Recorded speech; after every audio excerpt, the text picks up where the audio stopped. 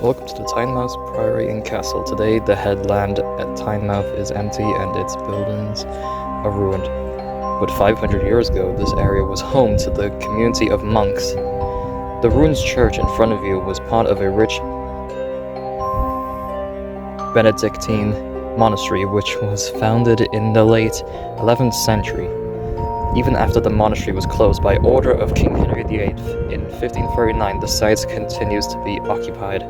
Soldiers lived here until as recently as 1960. For over 400 years, Tynemouth was a major coastal force defending the mouth of the Tyne. And yeah, that's an image of what it used to look like. It used to be a massive place before King Henry VIII destroyed this place. Tynemouth, priority as it may have appeared in the early 1500s, the complex inside the walls included barns, stables, a farmyard, and a orchard, as well as the church and the monastery building. Look closely on the right of the big doorway to the ruined church. They seem to be two blocked up windows. Actually, these spaces were made to hold religious statues. The front of the church must have been very grand. And what it means by that is at the very front of the gate, there was windows that used to be windows, but blocked off and everything. They locked up. Man, this place is just ruined. There's barely anything left of this place. Imagine the time. Imagine what this place used to be. A big, massive place back then. And now it's just gone. Like, the civilization here is gone, and only history remains in this place. Look at even the wall and everything. They had a defense and all. Lost buildings. From the late 18th century, the large empty area in front of you was the hub of the busy military base. Yeah, it's all gone now. Like the military fort, I mean, sorry about that. A large barrack block stood just ahead of you. To its right was the governor's house, and further to the right was a tally lighthouse with two cottages for the keepers. When the Ministry of Defense left here in 1960, most of these buildings were demolished. These buildings represented the last in a series stretching back over 2,000 years. Archaeological excavations discovered evidence of an ancient round wooden house in this area, part of an Iron Age village which stood here long before the monastery was built. And that's really what it looks like right there. And also some good examples. The monks of the Tynemouth had maintained a beacon on the headland to help ships find their way into the Tyne safely. There's no Tyne safely. In later years, lighthouses did this job. The drawing shows us how the Iron Age roundhouse at Tynemouth might have looked. That's an example. Look closely. The Coast Guard building to your right is the newest building on the headland. It was only built in the 1980s. But the Coast Guards have built elsewhere and the building is empty. Very interesting. The Priory Church. In the late 11th century, a great Norman Baron, Robert Mowbray, Earl of the Northumberland, found the stone church and monastery here and gave the monks a vast area of land. There were very few stone buildings in the area then, and the most of the local inhabitants would never have seen anything like this before. Obviously. After the monastery was closed in 1539, the church nave was used as the local parish church. The grander east end of the church was allowed to fall into ruin. The parish church remains here until the mid-17th century, which is why the town cemetery was laid out on the headland to your right. They're pretty dead. Those guys are dead. Shut up, birds. I'm trying to read his history here. The stone church that Robert Mowbray founded was actually smaller than the ruins in front of you suggests. In the early 13th century, the East End, to your right, was rebuilt on a much grander scale as shown in this drawing. So it used to be a massive place, but then this place just got destroyed. Tynemouth Priory Church, painted in 1819 by the local artist Thomas Miles Richardson. In the Middle Ages, the nave, the main area of the church to your left, not right. Okay, was open to anyone, but the east end of the church to your right was only used by monks. The stone wall of rood screen was used to separate the two areas.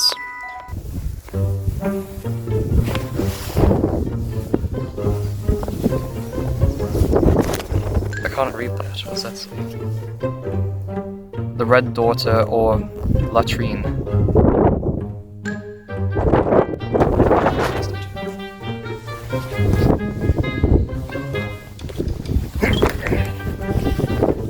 The Prior Hall. In the world is that? Look at that. What is going on in there? Yo, what is that? I'm just trying to see what's in there. I want to read that. Prior's Chapel. It's very echoey. Stone detectives.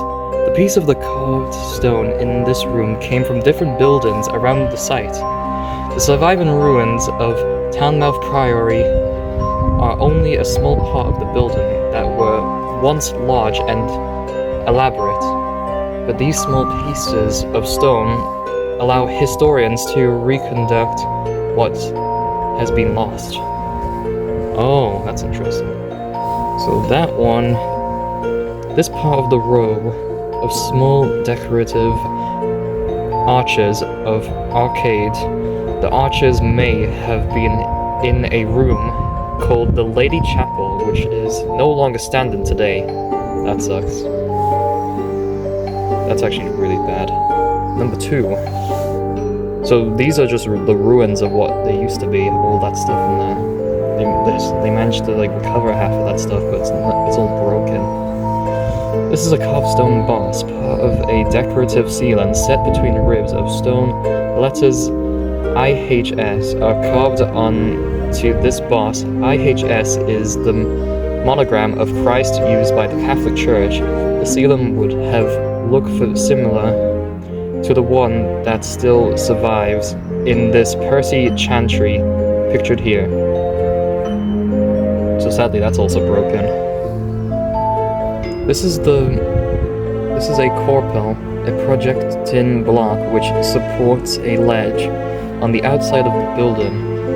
It is decorated with a male head, showing us that even ordinary stone were richly decorated. Man, they were really good at carving these stones. They were really good at this. Tynemouth Priory was built from yellow sandstone. This stone fragment, though, is polished limestone or frosted marble, imported from County Durham. I've been to Durham, but not County. This expensive and beautiful stone was only used for special features in the church. And this right here, that creepy statue I just saw, this carved figure or effigies would once have laid over graves. They date from the 13th century and... my brain stopped working. Commemorate two important women buried at Tynemouth who were probably patrons of the priory, so they're dead. The simple grave cover is inscripted with the name Alois, or John, it's probably John, who was a monk buried at Tynemouth Priory, so he's dead too. They are further detailed about these stones and other artifacts from Tynemouth Priory in the exhibition. So they're all dead. Yeah, they're pretty dead. Oh, cool statue over there. Statue.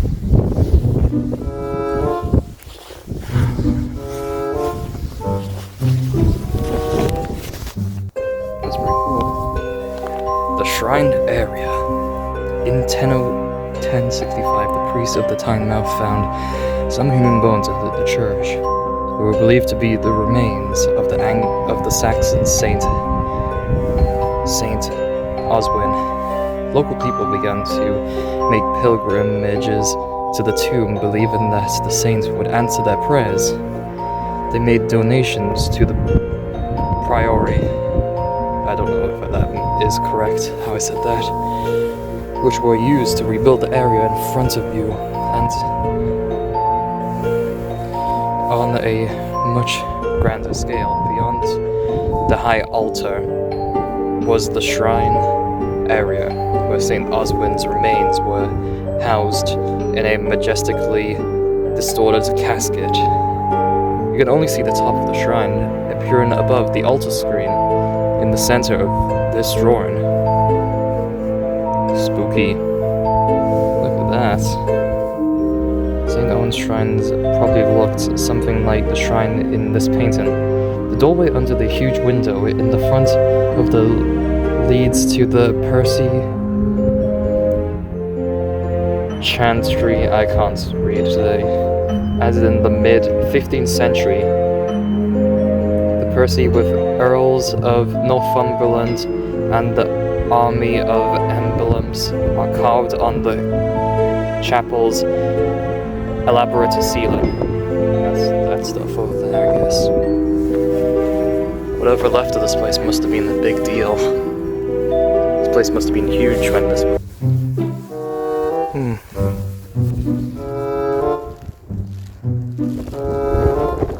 Man, this... Oh, look at that. Spooky. I'm gonna read some more history. I'm gonna teach you some more history today. This is history from Glitch Retro VA. The cloister, the large grass square in front of you, was the monstrous closure. It was surrounded by the monks' main living quarters. Very little remained of these buildings today.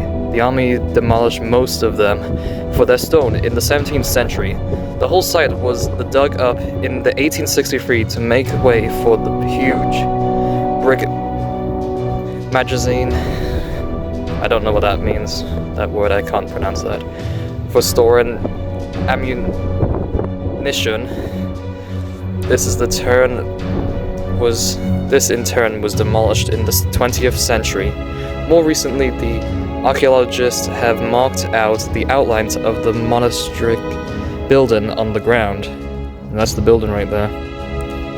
This is the Tynemouth in 1895, where the cloister area was dug up to build the Amistrin store. No record of the original building was kept. As a result, we know very little about the monastic building here.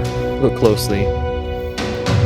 It is odd to see the little red brick building like an ordinary house on the right. Actually, there used to be more houses next to it. They were built for the officers who ran the fort and for married soldiers. The rest of the soldiers lived together in barracks. This drawing is of a similar closure at another monastery. It gives an impression of how this area may have looked when Tynemouth was a monastery. It was raining earlier, now it's all sunny again. Yeah, this place is just... yeah, it's barely anything's left of this place. Ooh. Oh, my phone dropped. The gatehouse. The gatehouse. Tynemouth's gatehouse is an imposing piece of architecture. It looks more like part of the castle than an entrance to the monastery. Tynemouth Priory needed defences because it was close to the Scottish border and the Scots regularly invaded Northumberland. The gatehouse was built following a Scots invasion in 1388. The upper stories were designed as a fine residence for someone of high status, possibly the steward who looked after the Priory's estates. On the lower floor there was an entertainment and living space and a kitchen. With a large fireplace, the bedroom was on the floor above. And this is what it used to look like. And this is a good example of how the rooms worked. In the 18th century, a barrack block was built on top of the other side of the gatehouse. These barracks were damaged by a fire in 1936, which is obviously what this image shows. Before the 18th century, barrack block was added. The gatehouse at Tynemouth probably had battlements topped by store human figures like these in Alwick Castle, Northumberland. Look closer at this modern bridge leading to this doorway in front of you. There was once a little drawbridge here which could be pulled up to stop an enemy coming into the gatehouse, so they had that as a form of defense.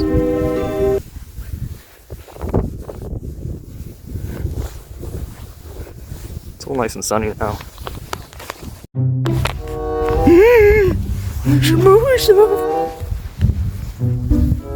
Oh, there's something I need to show you actually. Look what used to be here. It kind of looks like an oven. It actually does. I think it is. That was an oven back then. In the 1500s and all that. Possibly. New hall. Well, it's more like flower hall now.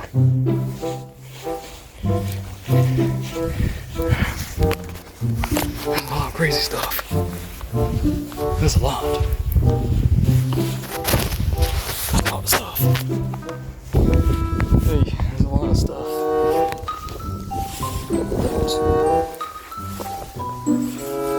I don't know what this is supposed to be. Yeah, it's pretty cool. It's pretty cool, by the way.